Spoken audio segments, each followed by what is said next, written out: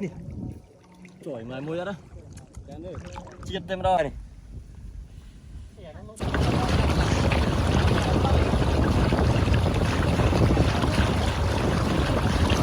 chùm riệp xua cái đôi chia xua đây đỏ bông bồn nọc nếu vơi mà chụp nhom bát xa chỉ mấy nơiក្នុង video ដំបូងក៏ដូចជានៅក្នុង page ថ្មីរបស់ខ្ញុំបាទផងដែរពីមុនបងប្អូនអ្នកគ្នាប្រកាសជាធ្លាប់បានឃើញក៏ដូចជាដឹងហើយថាខ្ញុំបាទពីមុនធ្លាប់តែធ្វើជាវីដេអូបែបចែករំលែកចំណេះដឹងក៏ដូចជាវីដេអូជាការលើកទឹកចិត្ត motivation បងប្អូនអ្នកគ្នាអញ្ចឹងតែថ្ងៃនេះរៀងប្លែកតិចងាកមកធ្វើជាវីដេអូបែបស្រុកស្រែបែបជាការដើរបាញ់កដុលអីចឹងទៅហើយក៏បងប្អូនអ្នកគ្នាឃើញហើយទូកមួយហ្នឹងជីគ្នា10នាក់គិតថា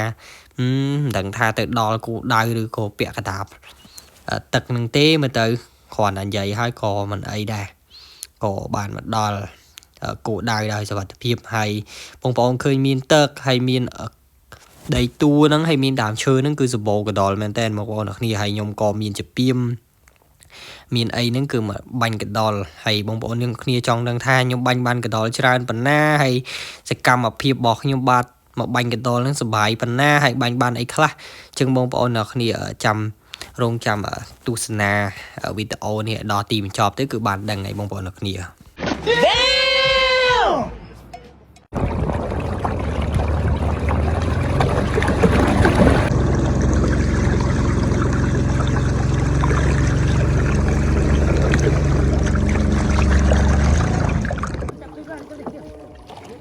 បាញ់ពូមក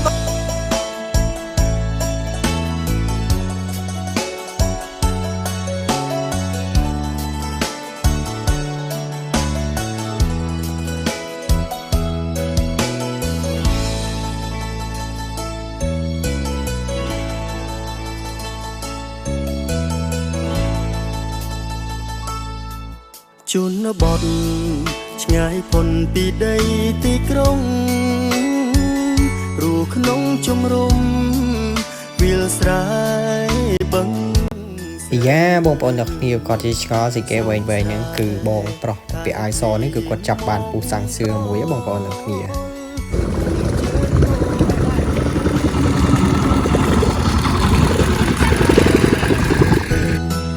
ស្រងស្រែមានតែធ្វើស្រែដាំស្រូវហូបក្ដាំហូបខ្ចៅរស់សុខសប្បាយជីវិត